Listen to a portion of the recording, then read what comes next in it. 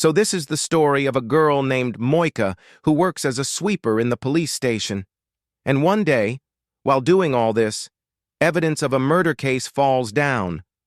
When she tries to pick it up, she finds out, after looking at the evidence, that the person whom the police was considering as the suspect was herself a puppet in the hands of the real culprits, and the police was considering the dead man's wife as the suspect only because she was missing since that day. Anyway, she writes the word victim instead of suspect on the board, and leaves. In the morning, when Detective Karadec and his team come to the office, everyone gets confused. Who did this? No one was ready to take this responsibility, so Detective Karadec got angry, and he saw the CCTV footage from which he found out that Morgan did this. That is why they bring her from home to the police station for questioning. And she is asked, "Why did you interfere in the work of the police?" The unit asks, "Why did you think she was the victim?" She starts explaining by showing the pictures that the wife is being considered a suspect only because she is missing since the time immediately after the murder. And apparently there is no one else in the house except her that day.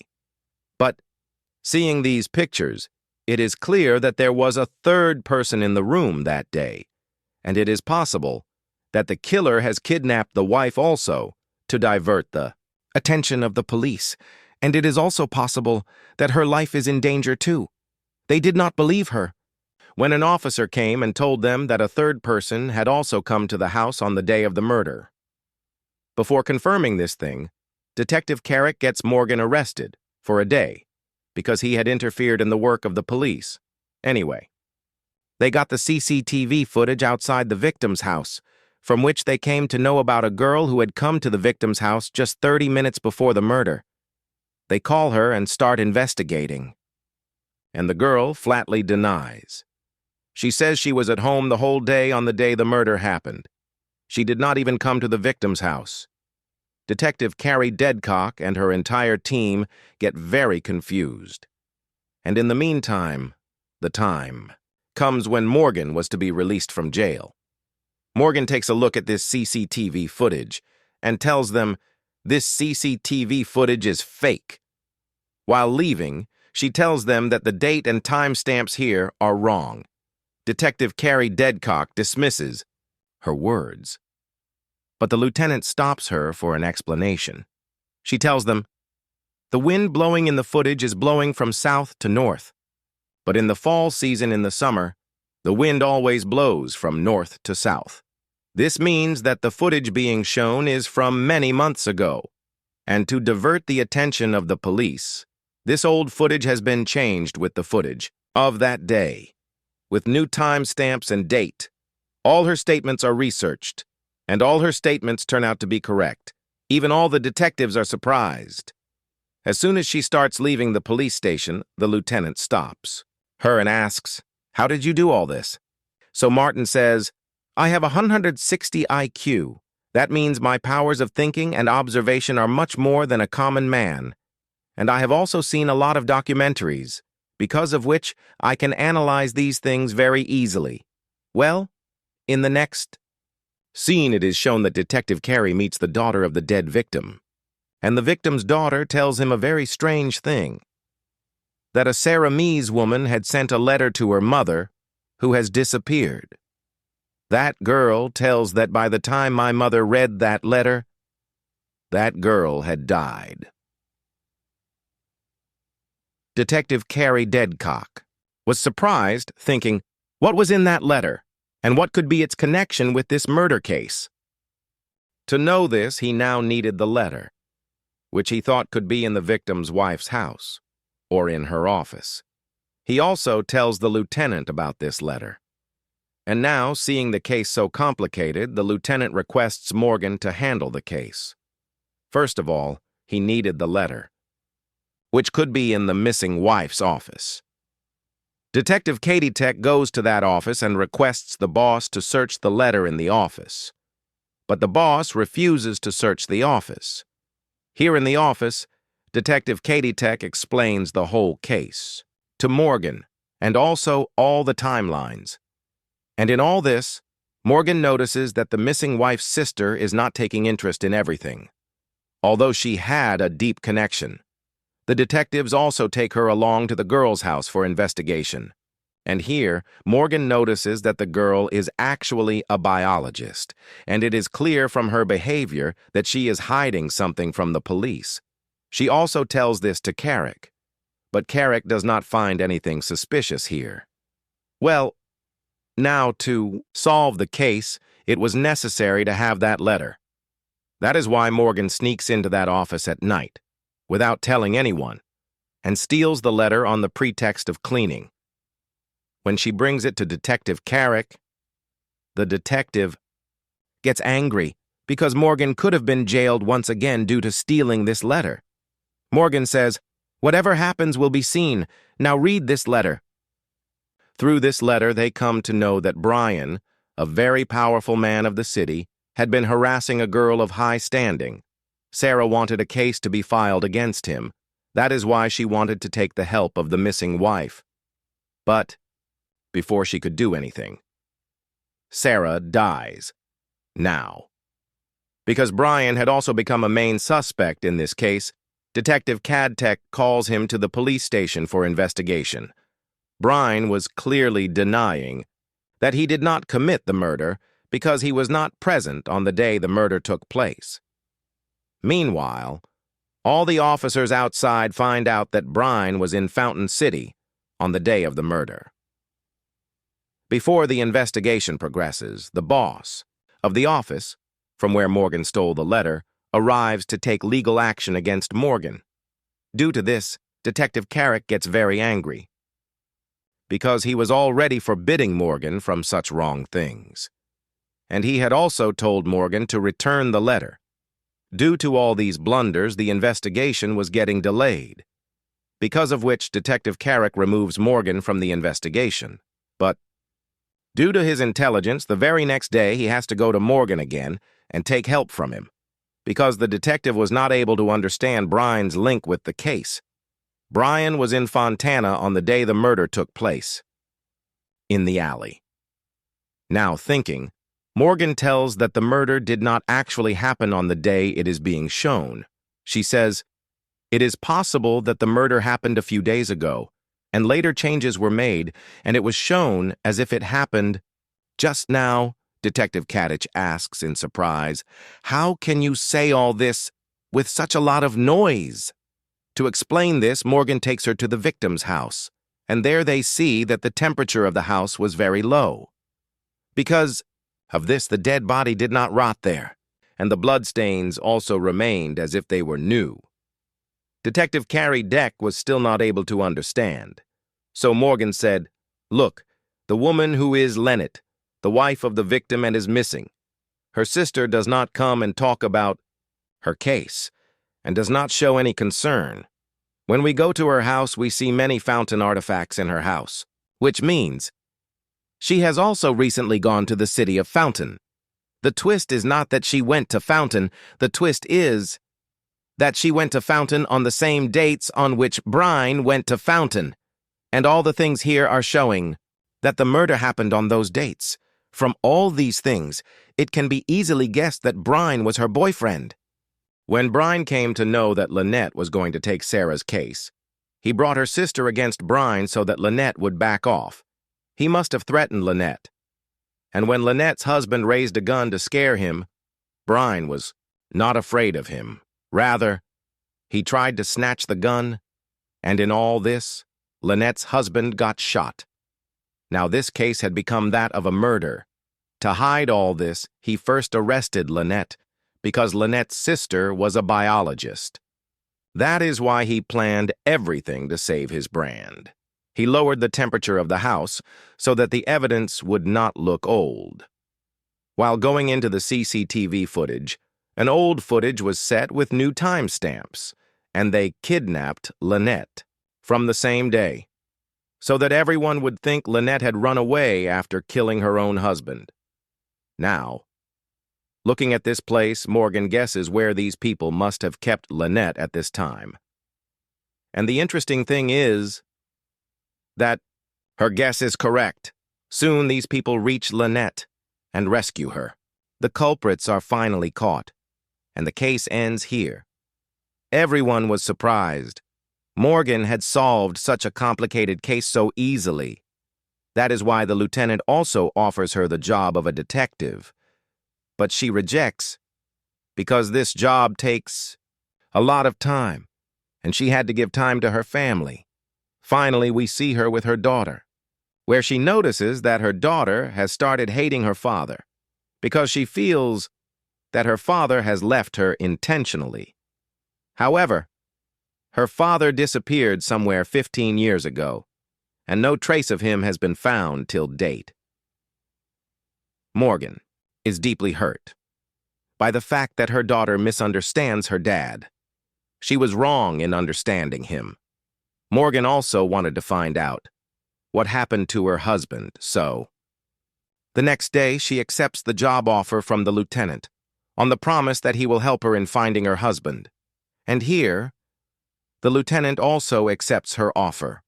Anyway, it is shown that Morgan is at home again, where she gets to know that her daughter has got the first prize for painting in college. Seeing this, she gets very excited and starts showing her daughter her father's paintings. And this thing makes her daughter very angry, because even today, her daughter feels that her father left her intentionally. Meanwhile, there is a knock on their door. Morgan goes out and looks. Then, it is the lieutenant outside who had come to give her good news in her husband's case.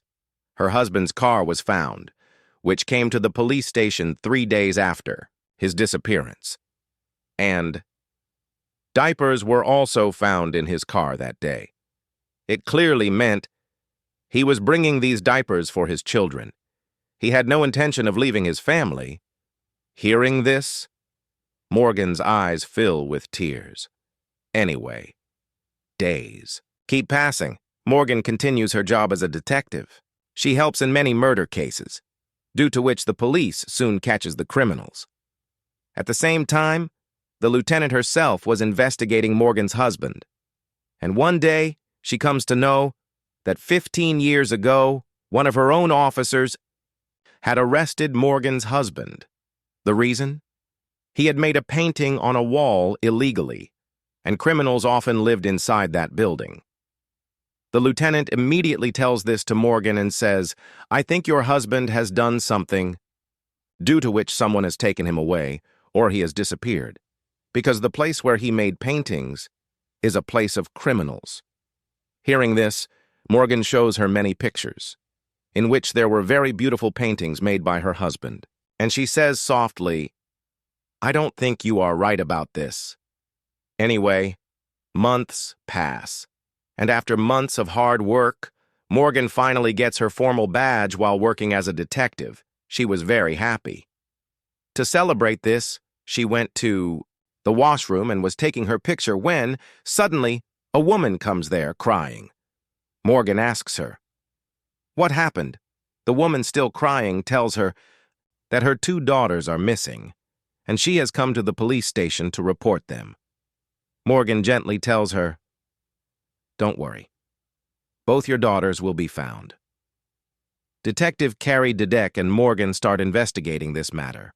For investigation, they go to this woman's house and start talking to her and her father.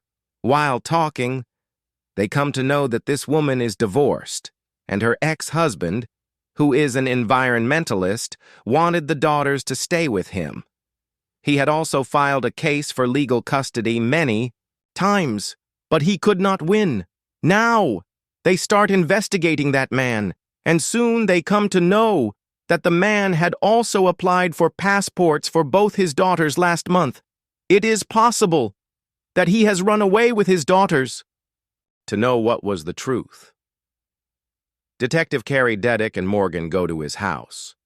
There was no one inside, but Morgan sees a small greenhouse near his house.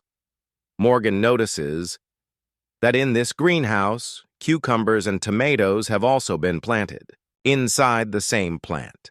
However, both cannot grow together, And if that man was truly an environmentalist, he would know this. Detective Karadec says, "So, are you trying to say that this greenhouse has been newly built and something has been hidden here?" Morgan replies slowly. "It is possible that these people quickly removed the plants on top. And what do they find here?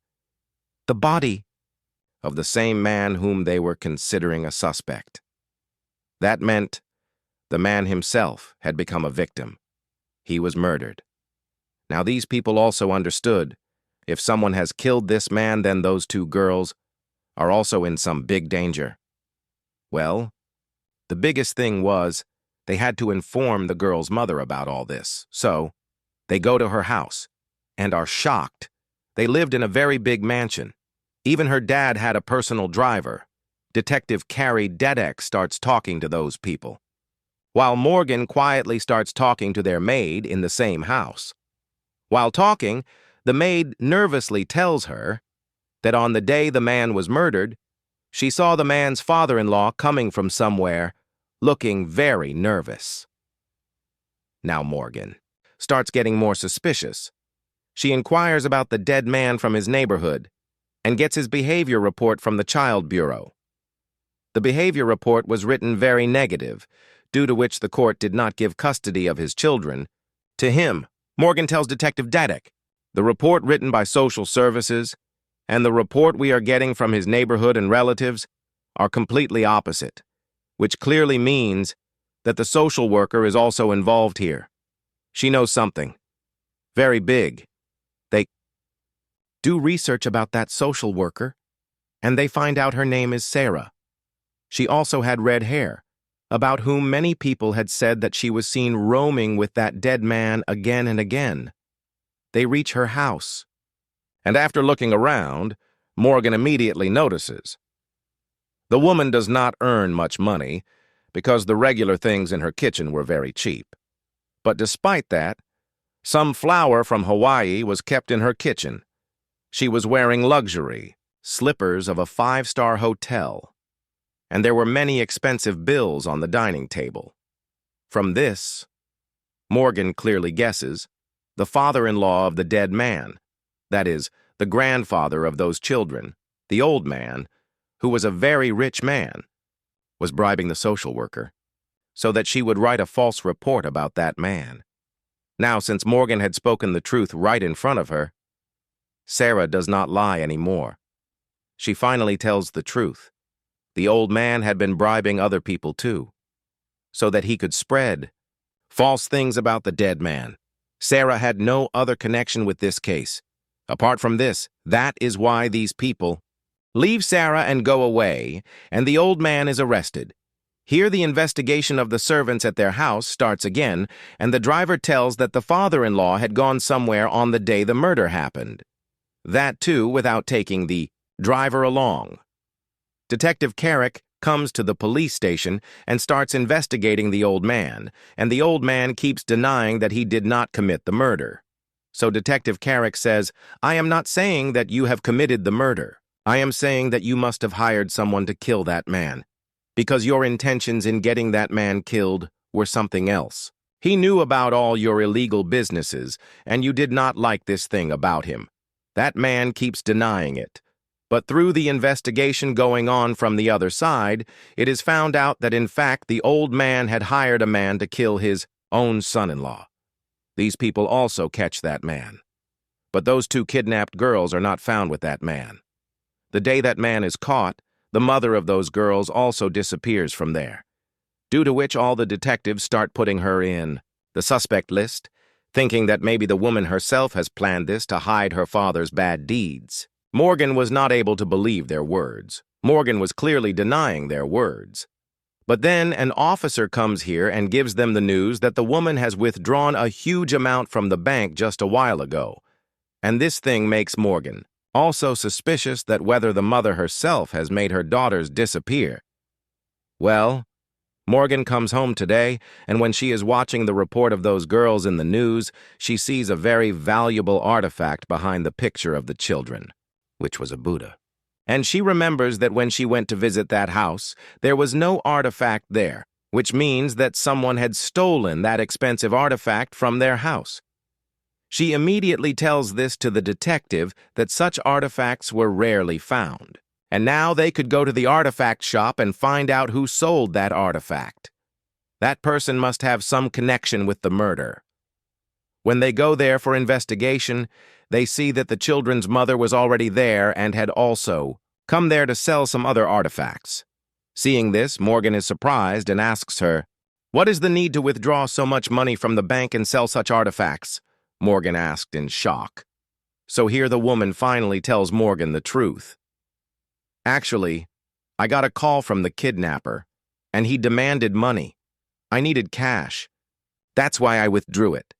The kidnapper threatened me that if I told the police he would kill my children. That is why I didn't tell you anything." Morgan was now beginning to understand something about the case. She immediately calls Detective Karadec and asks him to come there. Both of them promise the mother, "Your children will not be harmed. Nothing will happen to them, and we won't take any action to catch that man right now. We will definitely go with you to give the money." These people reach the place where the kidnapper had called them. The mother gives him the money, and that man runs away without leaving the children. After taking the money, he disappears. Panic spreads everywhere. But then Detective Karadec tells everyone, "Calm down, relax. I had put a tracker in the bag of money. Because of this, we will find the kidnappers. As soon as they trace the signal and reach a car, they find neither the children nor the money inside. Tension rises. Morgan then switches on the radio in that car and hears a specific show playing. Immediately, she remembers the driver was also listening to this same show in the house that day. Wait, does this mean the driver is involved? She thinks. Morgan also recalls that on that day, the driver had parked the car at such a place where, through the side mirror, he could clearly watch the children's mother. From all these hints, Morgan concludes, the driver definitely likes that woman. But since he had no money, he staged all of this. He kidnapped the children to get money so he could leave the job of a driver and marry her. Maybe he even committed the murder. Maybe he's the one who kidnapped those two girls and hid them. The investigation starts with the driver. Soon they find out that he did not commit the murder, but he did kidnap the daughters. However, as soon as he drove the car to the mountains, both girls managed to escape from his clutches. Now even he has no idea where they are. This shocks everyone. They realize both girls are still in danger. Following the driver's directions, they rush to the mountains in search of them. On reaching the area, Morgan sees many signs, clues the girls had left behind to be found. Their father, being an environmentalist, had taught them survival tricks. Thanks to those clues, the detectives soon track the girls, rescue them, and bring them back safely. And this way, Morgan solves this complicated case as well. The next day arrives. As Morgan had promised, she takes her daughter to the police station to show her around. While her daughter goes to the washroom, a strange woman suddenly enters the station. She was very clever. In one swift move, she snatches a gun from an officer and takes control. Within moments, she arrests everyone in the station and delivers shocking news. "I have already planted bombs at various places inside this entire police station." She did not do this work alone, but her partner was also there. When he starts taking the phones of all the officers, threatening them, and before he comes to Morgan and takes Morgan's phone too, Morgan quickly sends an alert message to her daughter. "Run away from this building," but Morgan's daughter does not listen. Instead, she comes back, running towards her mother, right where the sound of gunfire is echoing. What is shown here is that the one who had held everyone hostage tells them, in a loud, trembling voice, that one of their colleagues was arrested by the police on the charge of murder. A murder he did not even commit. They even went to the court to save their partner, but nothing could be done. The woman, her eyes burning with anger, declares, "I just want justice for my friend. I want justice. And that is why I have come here. Now." All the detectives together begin to collect the evidence that could finally bring justice for her friend and prove him innocent. Meanwhile, outside this office, we see the lieutenant and Detective Karadec. They have already come to know about everything happening inside the police station. They discover who these two people are, and to their shock, both of them are military officers. Now this soldier, with a cold and steady voice, calls the lieutenant through an officer and gives a terrifying warning. Find the evidence as soon as possible, otherwise everyone inside will be killed. Under this deadly pressure, the lieutenant and the detective reopen the case and start investigating it again. Actually, what had happened was that their senior officer was found dead inside his van, and all the evidence was pointing against this man. Why? Because earlier he had a fight with his senior officer. Till now, nothing had been found that could prove this man innocent. Inside the police station, the detectives, still held hostage, begin digging into the history of the whole case. And so far, Logan, the man who had been arrested, appeared to be the real culprit. But then, Morgan looks at the case very carefully. Her eyes freeze on a strange detail. There was a proper corner between the bloodstains at the murder site, which meant something had been lying there before. A paper. Yes, there was a paper placed there, and someone had picked it up. What was written in that paper was a chilling mystery. But one thing was certain. The person who picked up that paper might very well be the killer. Morgan quickly calls the lieutenant and the detective cadet, who were still inside that army van. With urgency, she asks the detective, "Did you find any paper there?" The detective replies anxiously, "No, we didn't find any paper in that army van, but the major's laptop was definitely there." Morgan, her voice sharp, tells him, "Check it, see which file he was working on last. From the computer?" They come to know that the major was working on a paper in which he wanted to punish a soldier, but when they don't get much of a clue from here, they decide to call the major's daughter for investigation. The major's daughter arrives, her face pale with grief. She tells them that the night before his murder, they had planned a dinner, but her dad had suddenly canceled it, and this had happened for the first time in years, and the very next day, he was murdered. Morgan had to find out where the major had gone that day after leaving dinner with his daughter. That's why she takes out his phone from the evidence box and checks it carefully. Through the last location of the phone, they discover that the major's final visit was to a place where drug deals usually take place. Morgan, connecting the dots sharply, says, the soldier against whom the major was writing a report must be a drug addict. Now she inquires in the military. Which soldier had been removed from there because of a drug case? The investigation, however, was dragging on. Inside the police station, the man who had taken everyone hostage starts panicking. Sweat running down his face, hands trembling on the gun, but his partner quickly steps in, calming him down. There's no need to panic. We don't even trust the police. But right now, we need their help. As they speak, another officer nearby notices their panic. He takes his chance. He lunges forward, trying to kill him and snatch his gun. But chaos erupts. In the struggle, the poor officer is shot in the leg. Everyone gasps. Fear ripples through the room. Morgan, desperate, demands an ambulance for the wounded officer.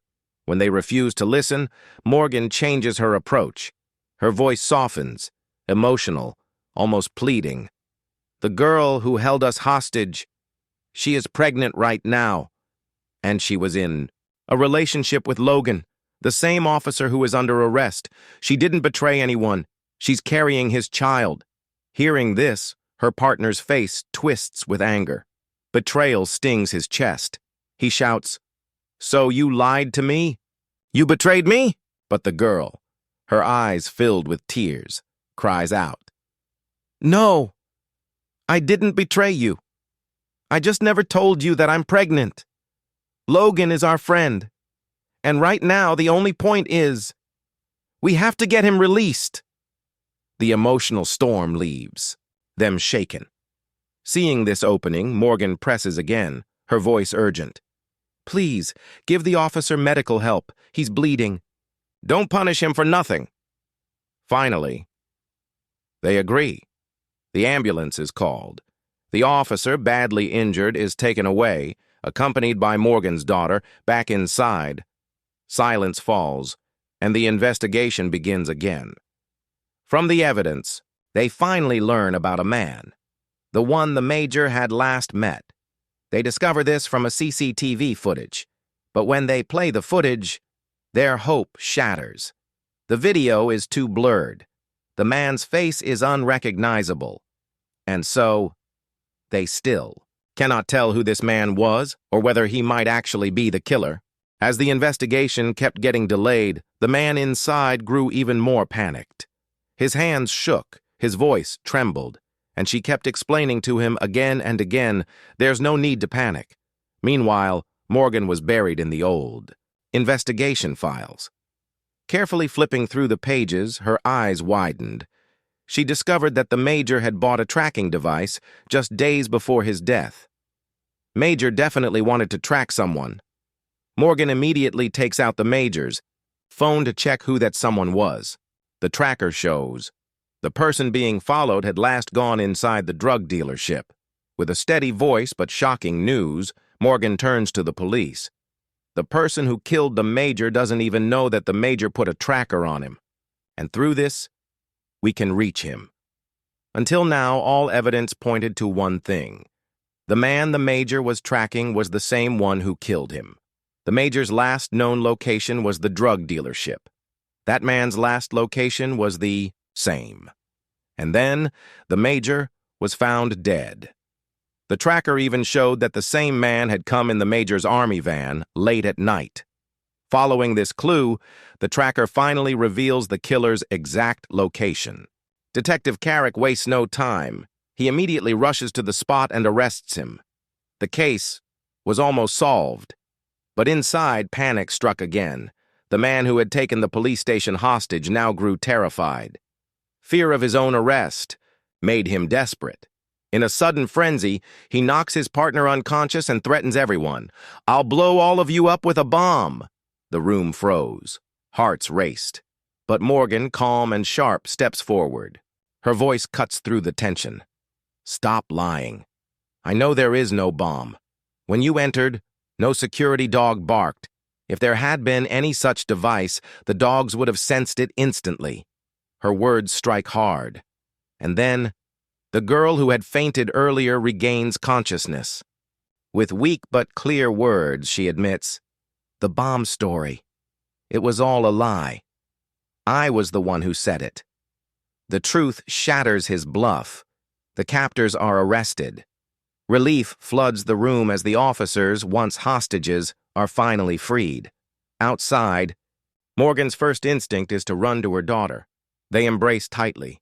Everyone breathes in celebration. The nightmare is over. And soon after, Logan too is released. His name cleared, because the real murderer was finally caught. Days pass. Morgan is summoned to the lieutenant's office for a report on her missing husband's case. The lieutenant looks serious but hopeful. She explains that new progress has been made. They've discovered a man her husband had met many times before disappearing. His name, Gio Cornforth. But Morgan is stunned. She doesn't recognize the name. The lieutenant wastes no time. She arranges a meeting with Cornforth. When they meet him, the question is direct. "Why did you meet Morgan's husband so many times before he disappeared? What was your relationship with him?" But Cornforth, calm and cold, denies everything. "I don't know him." The denial hits Morgan hard. She grows emotional, her voice trembling as she pleads, "Please, if you help me find my husband, I'll do anything in return." Cornforth leans forward, his tone calculated. "My nephew is in jail right now. If you can get him released, then I'll help you." The lieutenant, weighing the situation, finally accepts the offer. They return to the office where she calls Detective Karadec. The decision is made. Karadec will take over this case. At the same time, she requests his help to secure the release of Cornforth's nephew. The scene cuts. Morgan is shown walking home carrying food in her hands, but on the way she runs into Cornforth. He stops her, his eyes intense. "I have a lot of information about your husband, but I'll only tell you once you release my nephew." Saying this, he leaves. Morgan also returns to her daily life. Meanwhile, the detectives continue solving different murders. One day, a robber suddenly arrives and happily announces that they've arranged a party for all the detectives. Everyone feels excited, but before they can even think about their party, Detective Karadec receives a mysterious email. The email contains a shocking video. A kidnapped man is shown holding a board with a chilling message. "You have only 2 hours to make your next move." Without wasting a second, they quickly extract all the bio data of that man from the picture and immediately rush to his house. Obviously, he isn't there. He has been kidnapped. But outside his house, they find a strange parcel. They bring it back to the police station. Inside the package, Morgan discovers a jigsaw puzzle. With steady hands and tense focus, she pieces it together. Finally, the puzzle reveals a map, but one piece is missing. That missing piece turns out to be the exact location where the man is being held hostage. They waste no time and head toward that location. The place is deep in the mountains surrounded by dense forests. As they move through the wilderness, they begin to notice cards scattered around. Each card holds a clue, like part of a twisted game. They realize the kidnapper has turned this into a puzzle trail. Solving clue after clue, with tension building, they finally reach the spot where the kidnapped man is held captive. They break inside and rescue him. His health is weak, but once he recovers enough to speak, they ask him desperately, "Who kidnapped you? Why were you taken?" The man shakes his head. He doesn't know. With a trembling voice, he explains, "I was just on my way home. Suddenly someone attacked me, knocked me out, and dragged me away. Ever since then, I've been held captive. The person who took me, he forced me to play strange games. He always wore a mask. I never saw his face." Listening to this, Morgan's instincts kick in. She realizes the kidnapper is dangerously obsessed with children's games because every clue and every puzzle has been designed like one. Later that night, Cornford calls Morgan again. His voice is serious. He tells her that a few days before, her husband disappeared. He had seemed deeply worried about her safety and the safety of their family. During that time, he was secretly working with a woman named Leaf Flynn. But Morgan doesn't remember ever hearing this name before. The next morning, when Morgan arrives at the office, the investigation into the mysterious kidnapper is still ongoing. That same psycho has now sent another package to the police station, a baby box containing 3 dolls and cryptic clues. Everyone in the room grows uneasy and confused. Just then, one officer speaks up.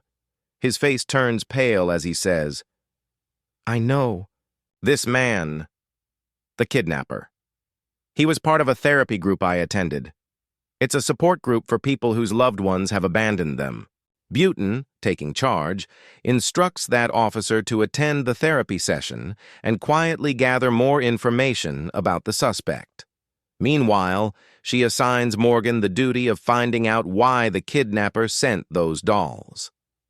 At the therapy session, the officer discovers that the suspect is absent that day. He begins asking questions to the others in the group. The members describe the missing man as strange and deeply disturbed. They reveal that his sister had abandoned him long ago. That pain haunted him. His biggest problem, they explain, was that ever since his sister left, he could no longer play the games he once used to enjoy with her. That loss broke something inside him, and it showed in his obsession. Finally, from here he gets the address of the kidnapper's house. Morgan and Detective Karadec go there for investigation. This apartment was scattered. as if someone had fought here. When these people turn off the lights and look at this apartment, there was a message written here with a sparkling light, in which it was written, "You can never talk in the dark." Morgan immediately realizes only deaf people cannot talk in the dark because they communicate using signs. She also understands that the kidnapper definitely works with deaf people and must have given clues in sign language. When they go and see those dolls in the office, all the hands of those dolls were wearing signs, like deaf people talk. When those signs are searched, they find another message. When they reach that location, they find another hostage there, kidnapped by that man and locked in a safe. With the help of the crucifix kept there, Morgan quickly finds the password of that safe and takes that woman out from there. This woman was a member of the same therapy group where he used to go as a habit. Therefore, Lieutenant understands the kidnapper is making people like himself his victim. She asks an officer to provide security to all the therapy group members and also reminds everyone that there is a party tonight. So, everyone comes home to get ready. And Morgan also comes home when she gets a message from Conforce. The message tells her a location and time and says that if she needs more information about her husband, then she should come there. Meanwhile, Detective Karadec meets a friend of his from FBI. He wanted to ask him about a girl who was often seen with Morgan's husband. Her name was Lilofalin. On hearing her name, even the FBI agents get surprised and tell that Lilofalin was also an undercover FBI agent, and she was killed 15 years ago. While leaving, the FBI officer gives a file to Detective Karadec, which contains Lilofalin's complete biodata. Now the scene cuts, and we are shown the officer who was also a member of the therapy group and was also a detective here. When he gets ready for his police party and leaves, as soon as he sits in the car, his airbag bursts, and we see a masked man in front of him. That means this was the same kidnapper who was kidnapping people of his own group. And now, he has kidnapped the detective. Here everyone is enjoying the party. But then, everyone starts missing that officer. They even try to call him, but he was not receiving the call. So, the lieutenant asks an officer to go to his house and check. Meanwhile, we see Detective Karadec and Morgan dancing. Detective Karadec asks permission from Morgan and starts her husband's case. He tells her, give everything to Detective Karadec and also give him Conford's number so that he can contact Conford and investigate and find out about Morgan's husband. Before, these people could say anything. They get an emergency call from the officer who went to another officer's house to check on him. She tells them the airbag of that officer's car is burst, and that officer is neither in the car nor at home. She also got a clue from this car, which told them that the same psycho kidnapper is the one who kidnapped that officer. These people leave their party and start solving that puzzle. And soon Morgan comes to know that the puzzle is about a location in a big mansion, which also has a swimming pool inside. They immediately go there and see that the officer was tied inside the same pool, wearing an oxygen mask. Morgan and Detective Karadec rush there and soon save his life. The next morning, it is shown that Detective Karadec, who has started working on the case of Morgan's missing husband, meets Conford, and after a lot of pressure on him, finally manages to get some information. Whereas here, we are shown Morgan, who went to the grocery store with her family, and there a boy helps them. When they come home, they find a strange box in their luggage, with a sticker on the back, and it says, "You are the Morgan." This was a very strange thing. Inside the police station, the officer who was kidnapped by the kidnapper had also made a sketch of that kidnapper, and as soon as it is sent to Morgan, she immediately recognizes that this was the same boy who helped her in the grocery store today, and also kept this strange package in her groceries. Before she could do anything, Morgan receives another call. In that call, she learns that her husband is still alive. Where is she? What is she doing? This season ends here with this mystery.